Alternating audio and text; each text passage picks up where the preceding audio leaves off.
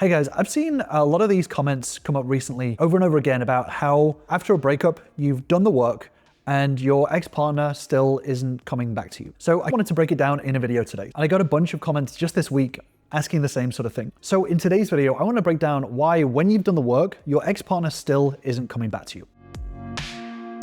So when you've gone through a breakup and you've self-reflected, I can understand the idea of looking back and seeing all the things that you did ineffectively, whether it's communication, emotional regulation, addiction, things like that. And then what's happened is maybe you've gone to therapy, maybe you've started to address some of these emotional and communication issues that you've had, and you've done a lot of work and you've changed a lot. Then when you're trying to repair the relationship with your ex-partner or partner, the changes that you've made have not had any impact. So there's this common thought, which I get. I've improved myself, I've made changes, I've fixed the problems. So why don't they see that and why don't they want me back? And this thinking is completely normal because at the end of the day, if you realize what you've done wrong and you've changed, then surely that means that the relationship can continue, right? You've fixed all the problems and challenges that you had, so why can't we move forward? This line of thinking is normal, but it comes from a very logical place. This is like the cause and the effect.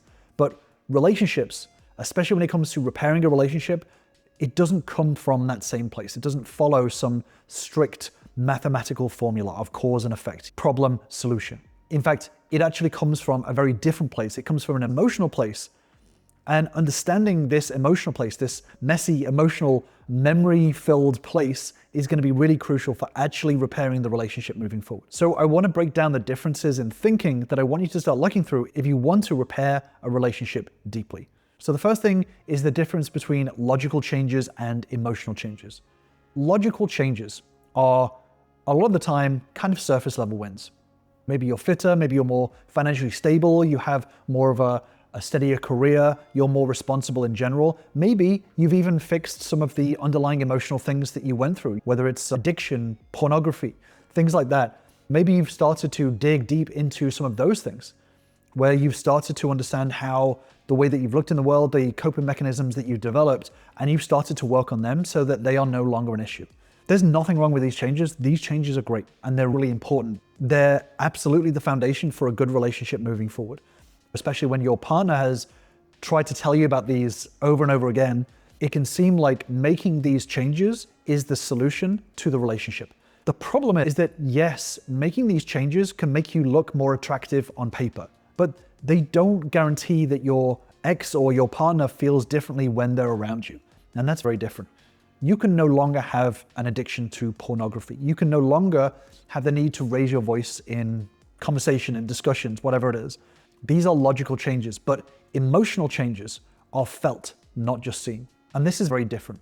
Understanding how your partner sees you or how your ex-partner sees you and understanding their interpretation of you is very different from you simply making those logical changes. It's a difference between being someone who on paper is a good catch versus someone who in reality is a good catch. On paper, you can have all the check marks. You can have a great job, you can have no addiction issues, you can have a home, you can have a great family life, all that sort of stuff. But that doesn't change how your partner feels around you, how you interact with them, how they perceive you, and how that in-person attraction is building.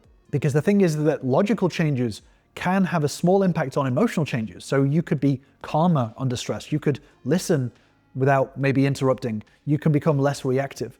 But the problem is that the focus is still on these logical changes. So when you're trying to repair this relationship and you're getting annoyed that your ex-partner isn't seeing it, it's because you're still focusing on these logical changes. You're not focusing on understanding how they feel whilst they are around you. The emotional changes are way more important. So this is going to be a massive shift in trying to repair the relationship. Rather than looking at these logical changes, looking at the emotional side of things and understanding that is where your shift is going to have a massive impact. And this really matters. When you're repairing this relationship, logical changes can impress your ex's mind. They can build a lot of respect for you and be impressed and happy for you. But it's the emotional changes that shift their heart, their feelings, right? Relationships are driven by emotional safety. This is how secure and how understood someone feels with you. So without the deeper emotional changes within the context of the relationship kind of feels a little bit like new packaging, same product. And this brings me on to my next point, which is the difference between low-level changes versus higher-level changes. So if you think about Maslow's hierarchy of needs, a lot of people have seen this or in psychology class or other different contexts, but this is basically just a mental model of needs as a human being. The lower level needs are the sort of more logical needs, and the higher level needs are more of the emotional needs. When you're making these changes to yourself, lower level changes are adjustments to your habits or some of the inconveniences that you may have argued about in a relationship. So this is about being tidier. This is about having a steady job. This is about earning more money. This is about punctuality. All of these things that are very logical, habit-driven stuff. It's not that these don't matter. These matter. But in the context of relationships, these are more bonus points. They don't fix the foundation. So yes, you need to have a home. You need to have a job. You need to have all of these things. But in the context of a relationship, it's actually more important to focus on the higher level values. These higher level need changes are about meeting relationship needs. Safety is an example. Do they trust you to not hurt them emotionally? Do they feel secure in your presence? Belonging. Do they feel accepted and valued as they are? Growth. Do they feel inspired and alive around you? Or do they feel stuck and diminished? So all of this matters in relationships. So many people, especially guys, focus on these lower level values and think that I'm bringing money to a relationship, I'm bringing a house to a relationship, I'm bringing all of these lower level needs, I'm a catch. But again, this comes down to this logical idea, this on paper idea of a good relationship, a good partner, when it actually is the inverse of this. It's actually more important to focus on the higher level values. What happens is when you focus on the higher level values, the lower level values are less important. Again, it's not that they're not important, but they become less important because it's how your partner feels around you. So if the higher level needs weren't met before, your ex's or partner's nervous system is going to remember that. This is where we talk about expectancy bias. I've done a deeper dive video on it, which I'll link to in the description down below. But expectancy bias is where we interpret new evidence through the lens of our history, if that makes sense. So essentially, if we expect something to happen, then it's more likely that we are going to see that it's still happening, even if it's changed. So even if you've changed in a logical basis, your partner or ex-partner's brain is going to unconsciously filter a lot of these new actions as maybe temporary or as a lie or too little too late. And this is why when you're focusing on these logical changes, you're missing the emotional changes and this expectancy bias that happens during relationship repair. And oftentimes this leads to a lot of people to walk away from a relationship that is in the process of being repaired, but because of this expectancy bias, they give up. They go, I've got a better job, I've got rid of my addiction to pornography, I've stopped being so angry. What more do you want? And they walk away when the relationship is actually, it is being repaired and moving forward, but there is this temporary resistance, this expectancy bias that they don't know how to handle and they end up walking away from it. So it's really important to know that as you're rebuilding this relationship, to counteract this expectancy bias, these higher level changes need to be embodied. They need to be consistent over time, not just spoken about. They need to be felt by your partner. By focusing on these higher level changes, it stops you from putting pressure on your partner to return because you're not trying to logic your way through it. You're not trying to convince them that you having a new job means that the relationship is going to be great. And it actually gives them the choice and the autonomy to choose you rather than feel pressured into returning to you because you have fixed your job, you have fixed your financial situation, you fixed your accommodation or your addiction issues, whatever it is. Focusing on these higher level changes means that you end up creating more autonomy for them to feel your changes rather than feeling pressured into the logic. And this is really important when it comes to conversations with a partner or an ex-partner. When you are starting these conversations of logic, I spoke about this in a previous video.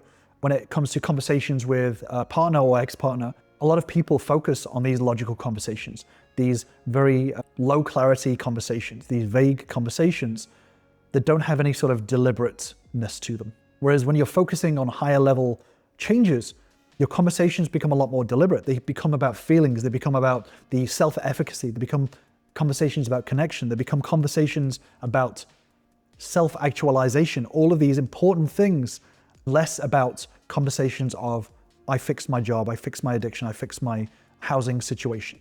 So it actually ends up creating a lot more connection through the focus on the higher level than the lower level. And what happens as you're focusing on these higher level changes and prioritizing those changes is that it involves a shift away from what we call outcome dependence onto actual true self-growth. So a lot of people do the work to win their ex-partner back. This creates an outcome dependent. It means you're dependent on the outcome. You're making these changes only because you want your ex-partner back. You're only changing because you hope for a reward, right? You're changing for an outcome. You're doing something, again, this cause and effect. You're only taking action because you want this outcome. Once you get that outcome, it means that you stop taking action, right? What happens is that this means that it feels very inauthentic and means that it can collapse if your ex-partner doesn't return. And this, ironically, means that when your partner subconsciously feels this, that you're only doing this to get them back and your conversations are all about getting them back, when they subconsciously test this and they say, I'm never coming back, period. I am never, ever going to return back to you, ever, no matter what you do, no matter how many changes you change, I am never, ever going to come back to you. At the back of their mind, they're still watching to see whether you carry on doing this, to see whether you are still going to change. And what it means to them is that if you then give up, you stop changing, you stop trying to improve yourself, it says to them that, yeah, they were only doing this to get me back. And if I had gone back to them, then they would have stopped because they're stopping now. This is why it's important to shift what you value. Shifting your values and your beliefs away from this external motivation to this internal motivation will mean that you continue to change and grow regardless. So it shifts away from this idea that you have done the work, this is work to be completed, and over to valuing continuous work, continuous improvement, and continual growth. This is about the internal motivation. You're improving because you value yourself, you value your relationships, and you value your future. And this means that these changes stick whether or not your ex notices. And it stops your motivation from going up and down and actually means that you continually improve. You're in this constant state of improvement. So when your partner turns around to you and says, I'm not interested, I don't care about this, you're still going to improve. And you're not shaken by your partner pushing you away, rejecting you, or this expectancy bias.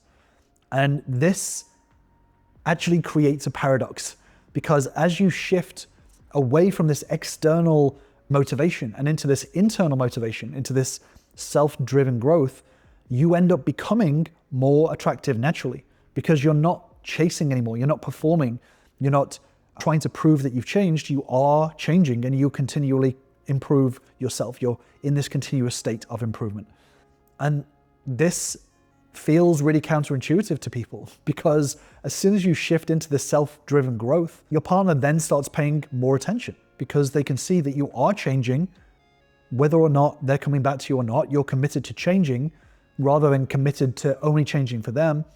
And they pay attention to this. And before I move forward into more sort of specifics as to what this higher level work looks like, I just want to mention that this is what my most successful members have found is that once they're shifting away from this outcome and onto the process of growth and shifting their motivation away from just trying to get their ex back and more into just improving for themselves, this is when their partner or their ex-partner starts to pay attention and actually the relationship starts to turn that corner. Once you're shifting away from this idea that you have done the work, you've completed some work, and you're actually looking at the work as this is something that I always need to do and I'm always wanting to do, that's when growth skyrockets and your relationship starts to turn around. One of my members that I've worked with for a very long time made this shift, true deep shift 6 months ago when their partner decided that they didn't want to speak to them. They continued with this work. They continued working really hard on themselves, on all of these higher level values, as well as the necessary ones underneath. They continued to do that work over 6 months, even though their partner did not want to speak with them during that time, but they continued. Then after 6 months, their partner actually reached out because that work had continued and they had continued to do this, the important work, because it was important rather than just to try to get their ex-partner back. They didn't even need to say anything. They didn't even need to tell their partner the work that they're doing. Their partner saw it and felt it from everything, from their job, from the way that they interacted, from how needy they were. their partner felt those changes very deeply. And this is the difference between thinking that you have completed the work versus understanding that the work is continuous and ongoing. So it's really important to look at this in a very different way and have a different mindset shift as to how to move forward with this work. So obviously there's only so much I can go into in a YouTube video, but if you do want to start this journey and you want to really start to focus on what work is important and what work is important to relationships, then join my Relationship Bootcamp, where you'll learn the same fundamental steps that all of my members start with to start turning their relationships around.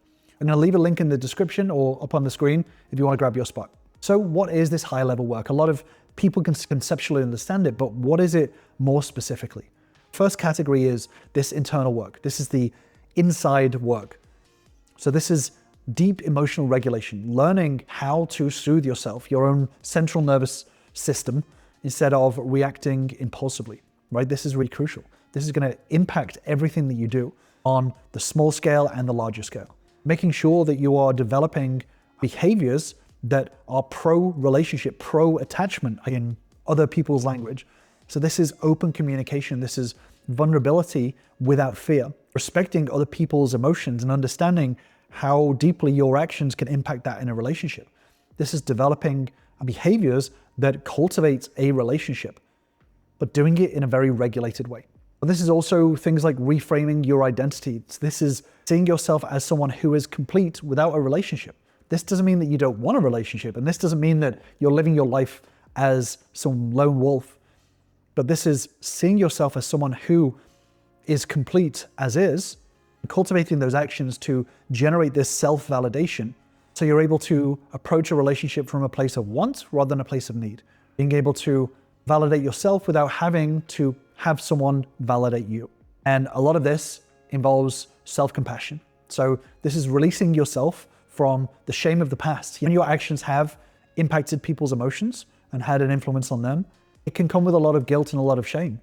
But self-compassion is forgiving yourself for your actions and understanding that you are learning how to better do things moving forward. And again, this is why doing the work is never complete. The work is an ongoing process, right? This is continually forgiving yourself and releasing yourself from the shame of the past. And it allows you to show up a lot more authentically in the present, which is going to have a massive impact on how you communicate with your partner or ex-partner. But then there's the external work as well. This is creating this emotional safety. This is through consistency, reliability, and non-judgment in how you interact with your partner. Oftentimes, when you're trying to repair a relationship, you can judge a lot of your partner's actions, but that doesn't create this emotional safety. When you're judging that your partner's upset or your partner is still maybe holding on to the past at this moment in time, this can come from a place of judgment. And if you're judging that, it doesn't create that emotional safety. It actually pushes your partner further away. So making sure that you're not coming from a place of judgment. But this external work is also expressing genuine curiosity and empathy towards your partner or ex-partner. Listen to understand, not to win points. Your partner says, hey, you're a real asshole.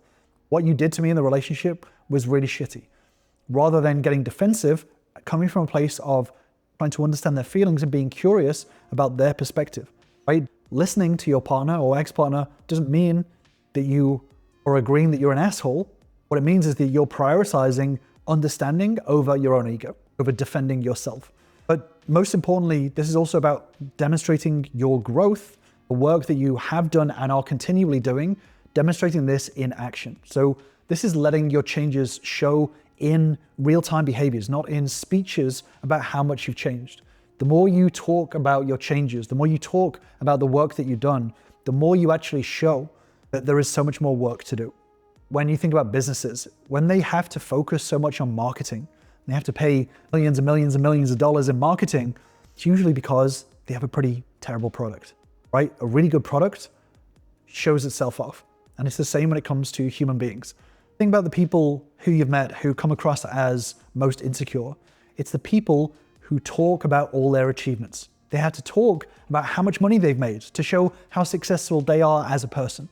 They have to talk about the millions of dollars they have in the bank. They have to talk about the car that they have to talk about and show off all of these things. For most people, they interpret that as being insecure because they're celebrating all of this stuff rather than just letting it show. It means that their priority is more about appearance than it is about the internal. So confidence comes from just letting your changes show. Doing what you're doing because it's who you are, rather than having to require external validation, right? The more you brag about how great you are, the less likely people are to take an actual interest in how good you are. Again, this is very counterintuitive. Talking about your changes oftentimes shuts people down and makes them less open to your changes than if they just see them themselves. By focusing on change rather than talking about change, by focusing on what you do rather than talking about what you do, it actually shows respect for other people to be able to make up their own mind. Most of all, these external behaviors is cultivating healthy dynamics. So this is building a collaborative atmosphere. I spoke about this very recently in a video about conflict, which I'll link to on the screen, but understanding that building healthy dynamics is not about avoiding disagreements. It's actually the opposite. It's about leaning in to the differences in order to foster collaboration between you both. And again, this is a mindset shift in relationships. People try to avoid fights. They try to avoid triggering their partner, but that's not what this is about. This is about understanding what the trigger is and understanding how to lean into it in order to repair a relationship long term. So I won't continue talking about it in this video. I'll leave you with that deeper dive video, and I will see you over there.